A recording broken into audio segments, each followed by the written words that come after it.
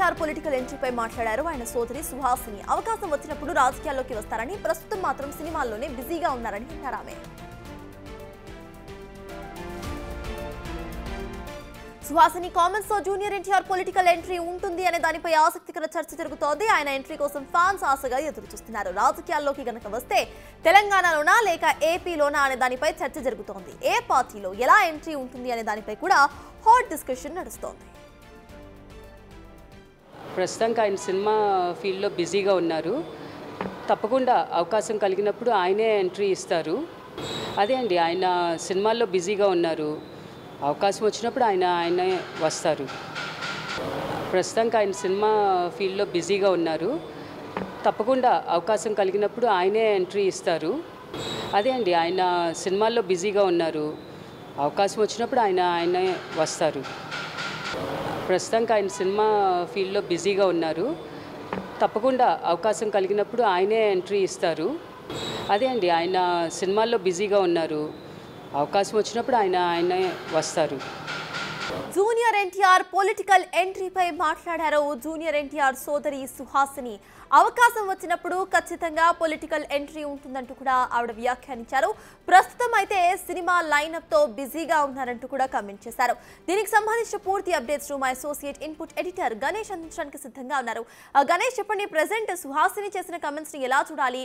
ఇంతకు ముందు నుండి ఇటు జూనియర్ ఎన్టీఆర్ పొలిటికల్ ఎంట్రీపై ఫ్యాన్స్ ఎంతో ఆతృతగా ఎదురు చూస్తున్నారు. సో ఇప్పుడు ఇటు సుహాసిని ఇచ్చిన స్టేట్మెంట్ తో వాళ్ళకు ఒక పాజిటివ్ స్టేట్మెంట్ అనే కోణంలో మనం ఆలోచించంటారా?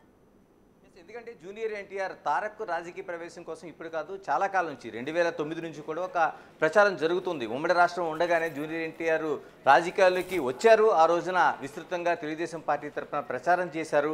ఆ తర్వాత కొంత ఆయన యాక్సిడెంట్కి గురవడం, ఆ తర్వాత కొంత రాజకీయాలు కొంచెం వచ్చిన పరిణామాలు కొంచెం దూరంగా ఉండడం జరిగింది. కానీ ఎప్పుడు ఏ సందర్భం వచ్చినా జూనియర్ ఎన్టీఆర్ రాజకీయ ప్రస్థానం కోసం జూనియర్ ఎన్టీఆర్ తెలుగుదేశంలో యాక్టివ్గా ఉంటారా లేకపోతే మిగతా పార్టీలోకి వెళ్తారనేది ఒక అతిపెద్ద చర్చ జరుగుతూ ఉంటుంది. ఇప్పుడు అతని సోదరి సుహాసిని చేసిన కామెంట్స్ అనేవి మళ్ళీ ఒక కొత్త ఆలోచన కావచ్చు, లేకపోతే జూనియర్ ఎన్టీఆర్ అభిమానులు కావచ్చు, లేకపోతే మిగతా రాజకీయ పక్షాల్లో ఒక చర్చ కావచ్చు దారితీసింది. ఎందుకంటే సుహాసిని చేసిన కామెంట్స్ చాలా సీరియస్ కామెంట్స్గా చూడాలి. ఎందుకంటే ఆయన తండ్రి హరికృష్ణకి సంబంధించిన నివాళులు అర్పించిన సందర్భంలో మీడియాతో మాట్లాడుతూ ఆవిడ ఖచ్చితంగా జూనియర్ ఎన్టీఆర్ రాజకీయాల్లోకి వస్తారు, ఆయన సినిమాల్లో బిజీగా ఉన్నారు కాబట్టి ఆ సినిమాలు బిజీ అయిన తర్వాత ఖచ్చితంగా ఆయన రాజకీయ అరంగేట్రం చేస్తారని చెప్పడం. అంటే ఇప్పటివరకు తెలుగుదేశం పార్టీలో ఆయన సభ్యుడిగా ఉన్నాడా లేదనేది గతంలో ఆయన 2009లో విస్తృతంగా ప్రచారం చేస్తున్నప్పుడు తెలుగుదేశం కార్యకర్తగా నేను ప్రచారం చేస్తున్నానని జూనియర్ ఎన్టీఆర్ తారక్ ప్రకటించారు. ఆ తర్వాత ఆయన ఆ సభ్యత్వం ఉందా లేదా అనేది ప్రశ్న కంటే తెలుగుదేశం పార్టీలో ఆయన ఇన్యాక్టివ్గానే ఉన్నారు. ఎందుకంటే ఆ పార్టీలో ఉండే అంతర్గత విభేదాలు కావచ్చు, లేకపోతే చంద్రబాబు నాయుడుతో ఉండే గ్యాప్ కావచ్చు, లేకపోతే మిగతా అనేక అంశాల్లోన చాలా వరకు దూరంగానే ఉంటూ వచ్చారు జూనియర్. సినిమాలకి కేవలం పరిమితమయ్యారు, సినిమాలపైన చాలా ఇంట్రెస్ట్ చూపిస్తున్నారు. ఈ విధంగా తన రాజకీయం జరుగుతుంది. కానీ ఇప్పుడు సుహాసిని చేసిన కామెంట్స్లో ఆయన సినిమాల్లో బిజీగా ఉన్నారు, ఈ బిజీ అయినట్టునే రాజకీయాలు ఎంట్రీ ఇస్తారని చెప్తున్న కామెంట్స్ ఏవైతే ఉన్నాయో ఇవి కీలకమైన చర్చకు దారితీస్తున్నాయి. ఎందుకంటే ఈ మధ్య కాలంలోనే జూనియర్ ఎన్టీఆర్కి సంబంధించిన ఒక విషయంలో, అంటే వార్ సినిమా షూటింగ్ సంబంధించిన ఏదైతే అనంతపురం ఎమ్మెల్యే దగ్గుపాటి వెంకటేశ్వర ప్రసాద్ చేసిన కామెంట్స్ రాష్ట్ర వ్యాప్తంగా సంచలనం కలిగించాయి. తారక అభిమానులు పూర్తిగా నిరసనలు తెలియజేశారు. ఎమ్మెల్యే క్షమాపణ చెప్పాలంటూ 2 రాష్ట్రాల్లో కూడా, అంటే హైదరాబాద్తో పాటు అనేక ప్రాంతాల్లో, ఆంధ్రప్రదేశ్లో ప్రత్యేకంగా జూనియర్ ఎన్టీఆర్ అభిమానులు చాలా వరకు నిరసనలు తెలియజేశారు. ఎమ్మెల్యే చేసిన కామెంట్స్ పైన వాళ్ళు విరుచుకుపడ్డారు, క్షమాపణ చెప్పాలన్నారు. దీనిపైన దగ్గుపాటి స్పందించారు. తర్వాత ఏదైతే ఆ కాల్ రికార్డ్స్ ఆ రోజున చేశాడో ఆయనతో సంబంధించిన వ్యక్తి దాన్ని మీడియాతో మాట్లాడడం జరిగింది. ఇలాగా అతిపెద్ద చర్చ అనేది జూనియర్ ఎన్టీఆర్ విషయంలో జరుగుతూ వచ్చింది.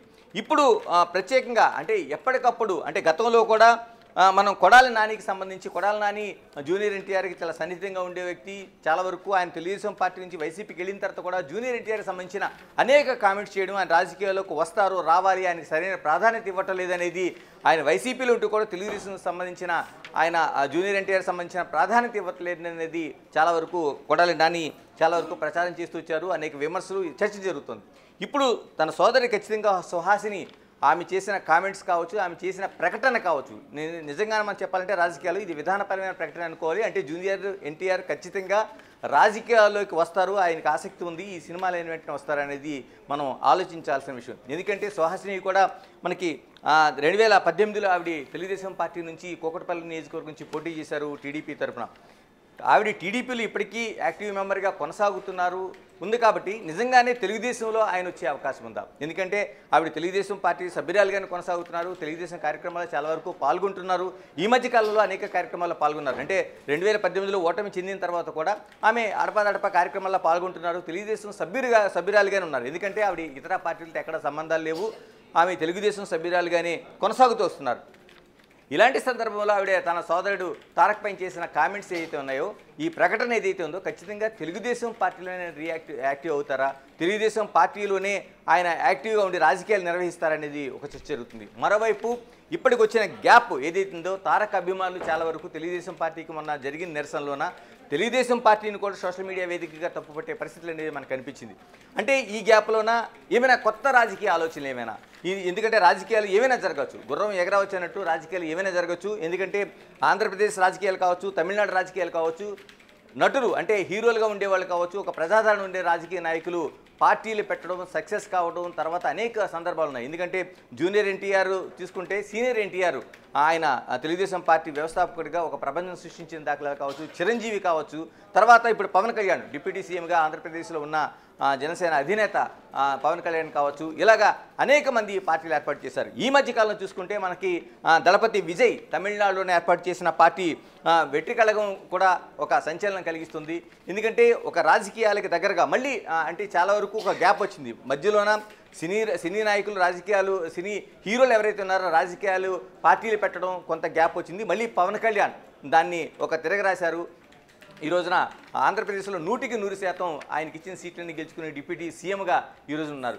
ఈ దశలోన మళ్ళీ రాజకీయ పార్టీలకి ఏదైతే ఉన్నారో ఒక సినీ హీరోలు ఆ ప్రస్థానం కొనసాగుతుందన్నట్టుగా మనం భావించాలి. అందులోనే విజయ్ పెట్టిన పార్టీ కావచ్చు, ఇవన్నీ కూడా కొనసాగుతున్నాయి.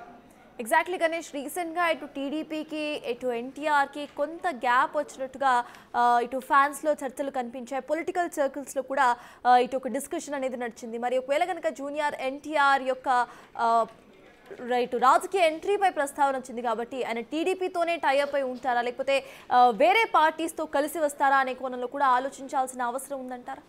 ఎస్, ఖచ్చితంగా. ఎందుకంటే జూనియర్ ఎన్టీఆర్కి సంబంధించి చాలా వరకు అంటే ఈ మధ్య కాలంలో వచ్చిన గ్యాప్ చిన్న గ్యాప్ కాదు, తెలుగుదేశం పార్టీతో అతిపెద్ద గ్యాప్ అని చెప్పాలి. ఎందుకంటే ఆయన 2009లో ఒక యాక్టివ్ కార్యకర్తగా 2 రాష్ట్రాల్లో కూడా పర్యటించిన సందర్భం ఉంది. ఖమ్మం నుంచి ఆయన తిరిగి హైదరాబాద్ వస్తున్న సందర్భంలో, అంటే ఉగాదికి ముందు రోజు వస్తున్న సందర్భంలో ఆయనకి జరిగిన ఒక యాక్సిడెంట్లో తీవ్రంగా గాయపడ్డారు, ప్రాణాలతో బయటపడ్డారు. ఆ తర్వాత కూడా ఆయన ఆ బెడ్పై నుంచి తన తెలుగుదేశం కార్యకర్తగా ప్రచారం చేశాను, తనకు పునర్జన్మ ఇది, నేను ఇంటికి వస్తున్నానంది. ఆ రోజు నల్గొండలో జరిగిన ప్రమాదం తర్వాత కూడా ఆయన ఒక యాక్టివ్ కార్యకర్తగా ఉన్నారు. కానీ ఆ తర్వాత రాజకీయ పరిణామాల్లో రాను అంటే తెలుగుదేశం పార్టీ ఇప్పుడు అధికారం వచ్చిన సందర్భంలో కూడా ఎక్కడ కూడా జూనియర్ ఎన్టీఆర్ ప్రచారం కావచ్చు, ఆయన ప్రస్తావన కావచ్చు, ఆయన పేరు కావచ్చు, అంటే కడపలో జరిగిన మహానాడులో కూడా జూనియర్ ఎన్టీఆర్ పేరు ఎక్కడ కూడా ప్రస్తావన లేకుండా ఆ సభలు జరిగినాయి. అంటే దీన్ని బట్టి ఆ పార్టీతో చాలా అతిపెద్ద అగాధం అనేది ఉంది. ఆ పార్టీతో ఎటువంటి సంబంధాలు లేకుండా, కీలకమైన నేతలతోనే కాదు ఆ పార్టీతోనే సంబంధాలు లేకుండా ఉన్నట్లుగా మనకు స్పష్టంగా కనిపిస్తుంది.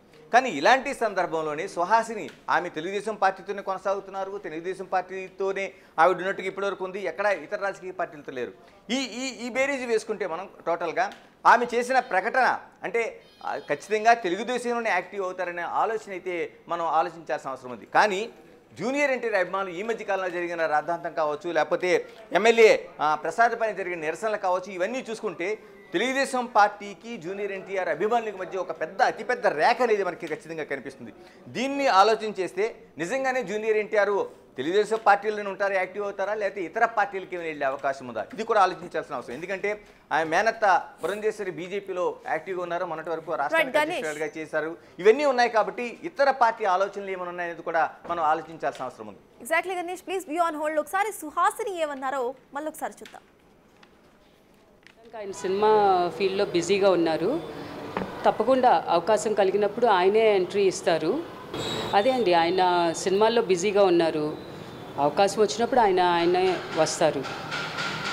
ప్రస్తుతానికి ఆయన సినిమా ఫీల్డ్లో బిజీగా ఉన్నారు, తప్పకుండా అవకాశం కలిగినప్పుడు ఆయనే ఎంట్రీ ఇస్తారు. అదే అండి, ఆయన సినిమాల్లో బిజీగా ఉన్నారు, అవకాశం వచ్చినప్పుడు ఆయనే వస్తారు. ప్రస్తుతానికి ఆయన బ్యాక్ టు యూ గణేష్. ప్రస్తుతానికి సినిమాల్లో బిజీగా ఉన్నారు. అవకాశం ఎప్పుడు వచ్చినా కూడా ఖచ్చితంగా ఇటు పొలిటికల్ ఎంట్రీ అనేది ఉంటుంది అంటూ కూడా ఆవిడ కమెంట్ చేశారు. అట్ ద సేమ్ టైం అంతకు ముందు పొలిటికల్ సినారియో, ఇప్పుడు పొలిటికల్ సినారియో కంప్లీట్గా డిఫరెంట్గా కనిపిస్తోంది. ఇప్పుడు రెండు రాష్ట్రాలు ఉన్నాయి, ఏపీ తెలంగాణ.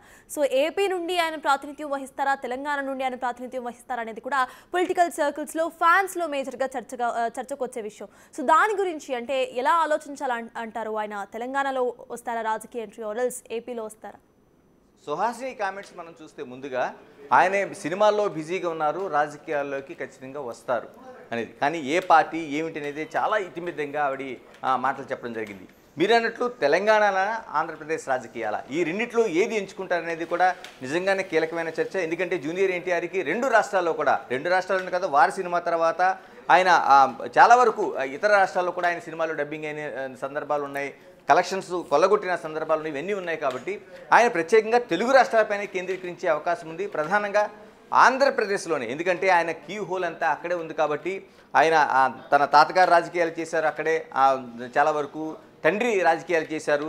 కానీ ఇప్పుడు ఆయన ఉన్నది బేస్ అంతా కూడా హైదరాబాద్ బేస్లోనే చేశారు. గతంలోన ఏదైతే ఇప్పుడు ప్రకటన చేసిన సుహాసిని కూడా కూకట్పల్లి నియోజకవర్గం నుంచి 2018లో ఇక్కడ నుంచి పోటీ చేశారు, అంటే టీడీపీ తరఫున. అంటే ఇవన్నీ అంటే రాష్ట్ర విభజన తర్వాత కూడా ఆవిడ తెలుగుదేశం పార్టీ తరఫున ఇక్కడ టీటీడీపీగా ఆవిడ పోటీ చేయడం జరిగింది 2018లో.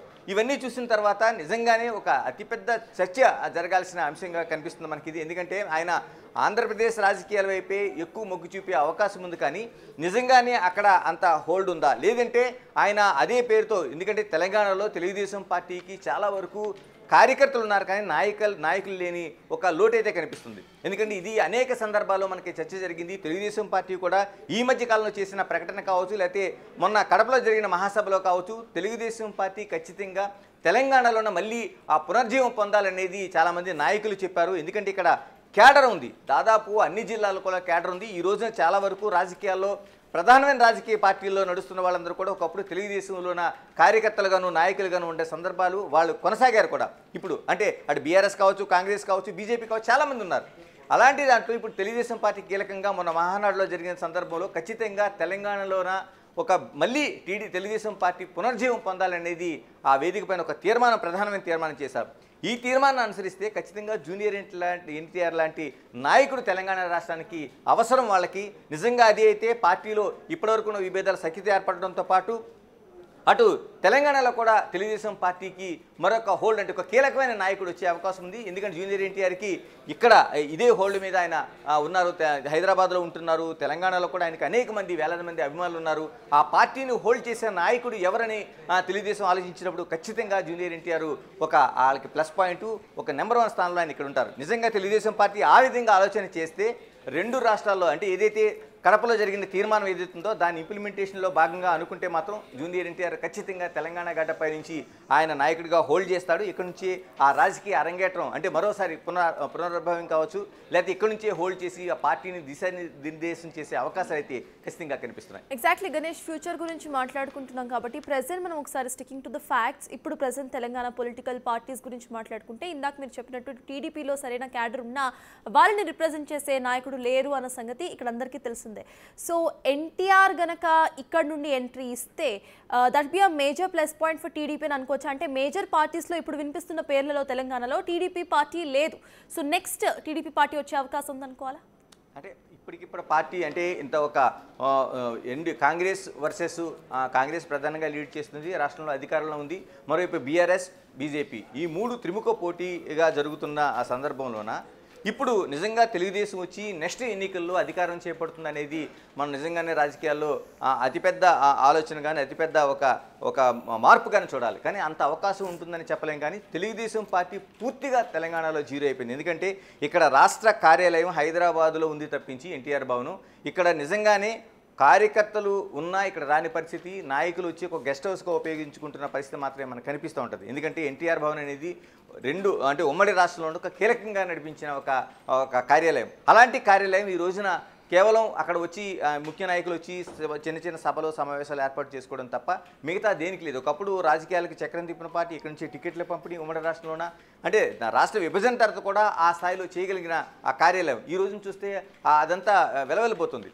అలాంటిది ఈ రోజున కార్యకర్తలు చాలా వరకు తెలంగాణ రాష్ట్ర వ్యాప్తంగా చాలామంది తెలుగుదేశం కేడర్ ఉందనేది వాళ్ళు చెప్తున్న మాటే కాదు, చాలా వరకు మనకు కనిపిస్తున్న సందర్భాలు. ఎందుకంటే ఆ పార్టీ కీ రోల్లో లేదు కాబట్టి, దాన్ని నడిపించే నాయకులు లేడు కాబట్టి చాలామంది ఇతర పార్టీల్లో ఉండటం, లేకపోతే వాళ్ళ నాయకులు కూడా ఇతర పార్టీలు వెళ్ళిపోవడం అనేక సందర్భాలు ఉన్నాయి. కానీ నిజంగానే అది కానీ జరిగితే జూనియర్ ఎన్టీఆరే వాళ్ళకి అక్కడ కానీ ఆ నాయకుడిగా వాళ్ళు అనుకోగలిగితే, నిజంగా జూనియర్ ఎన్టీఆర్ దానికి యాక్సెప్ట్ చేయగలిగితే, ఇప్పుడు ఈ రోజు సుహాసిని చెప్పిన మాటలు సినిమాలు బిజీ అయిపోయిన వెంటనే రాజకీయాల్లోకి వస్తారనేది అది తెలంగాణ బేస్డ్ అయితే మాత్రం తెలుగుదేశం పార్టీ ఉన్న పార్టీలతో మళ్ళీ ప్రధానంగా పోటీ పడే ఒక ప్రధానమైన పార్టీగా మనం చూడాల్సిన అవసరం ఉంటుంది. Ganesh, finally according to your analysis, present ఎన్టీఆర్ని మనం చూస్తే ఆయన బిజీగా ఉన్నారు మూవీస్తో, అండ్ ఆయనకు ఒక ఫ్యాన్ బేస్ కూడా ఎక్కువగా కనిపిస్తోంది పాన్ ఇండియా వైడ్. సో ఆయన ఇటువంటి పీక్ స్టేజ్లో పొలిటికల్ ఎంట్రీ ఇచ్చే అవకాశం ఉందనుకోవాలా? మీ అనాలిసిస్ ఏంటి? ఖచ్చితంగా, ఎందుకంటే ఇది ఇప్పటిదే కాదు, ఆయనకి ఇంకా పీక్గా ఉన్న టైంలో, అంటే ఆయన వచ్చిన వరుస విజయాలు వస్తున్న దశలో కూడా 2009లో ఆయన ఒక పీక్ దాంట్లో ఉన్న సందర్భంలో కూడా తెలుగుదేశం పార్టీ కోసం ఆయన సినిమా షెడ్యూల్స్ అన్ని పక్కన పెట్టి ఆయన ఆ రోజున యమదొంగ లాంటి ఒక సూపర్ డూపర్ సినిమాల్లోన చాలా పైకి దూసుకెళ్ళిపోతున్న సందర్భంలో కూడా ఆయన దాన్ని అంతా పక్కన పెట్టి కాకి దుస్తులు ధరించి, ఎందుకంటే తాతగారు పోలికలతో సీనియర్ ఎన్టీఆర్ పోలికలతో ఉన్న ఒక నటుడిగా ఆయన, ఎందుకంటే కుటుంబం అంతా ఆ విధంగానే ఉంటుంది ఆయనకి, అందుకని ఆ పేరు కూడా జూనియర్ ఎన్టీఆర్గా సీనియర్ ఎన్టీఆర్ నామకరణం చేశారంటారు. ఇలాంటిది ఆయన తాతగారు ఏదైతే ఆ రోజున పార్టీ 80వ దశకంలో తెలుగుదేశం పార్టీ ఆవిర్భావంలో కాకి దుస్తులు ధరించి ఒక రాష్ట్రం అంతా ఉమ్మడి రాష్ట్రంలో ప్రచారం చేసి ఒక ప్రపంచంలో పార్టీని నిలబెట్టారో అదే సూచనగా చేస్తూ ఆయన కూడా కాకి దుస్తులు ధరించి ఆ రోజున మొత్తం రాష్ట్రం అంతా ప్రచారం చేశారు, అంటే ర్యాలీలు నిర్వహించారు. ఇన్ని చేస్తున్న సందర్భంలో నేను అంతకుముందు చెప్పినట్టు 2009లో జరిగిన యాక్సిడెంట్లో ఖమ్మం చూస్తూ తిరిగి వస్తుండగా నల్గొండ జరిగిన యాక్సిడెంట్లో ఆయన గాయపడడం, ఆ తర్వాత కొంత దూరం కావడం ఇలా జరిగింది. అంటే జూనియర్ ఎన్టీఆర్కి 2009లోనే, అంటే మనం దాదాపుగా ఎంత ముందు, అంటే రాష్ట్ర విభజనకు ముందే ఆయనకు ఆలోచన ఉంది, రాజకీయాల్లోకి వచ్చే అవకాశం ఉందనేది ఆ రోజున ఉందే ఆయన అభిప్రాయం స్పష్టమైంది. అందుకనే రాజకీయాల్లోకి సినిమాలు అనేవి చాలా వరకు కొంత దూరం ప్రయాణించిన తర్వాత, అంటే జూనియర్ ఎన్టీఆర్ ఏమి ఈ నిన్న మొన్న వచ్చిన హీరో కాదు, ఆ విజయాలు చూసినవాడు, చాలా పాన్ ఇండియా స్థాయిలో అనేక సినిమాలు నటించినవాడు. కానీ ఏదైనా సరే పార్టీకి ఆ రోజే అంత కీలకంగా ఇంపార్టెన్స్ ఇచ్చారంటే, ఈ రోజున నిజంగా సుహాసిని చెప్పిన మాటల్లో కానీ ఆయన ఉంటే ఈ సినిమాలు బిజీ అయిపోయిన తర్వాత రావాలనుకుంటే ఆయన ఖచ్చితంగా వచ్చే అవకాశం 100% ఉంది. Yes, thank you Ganesh.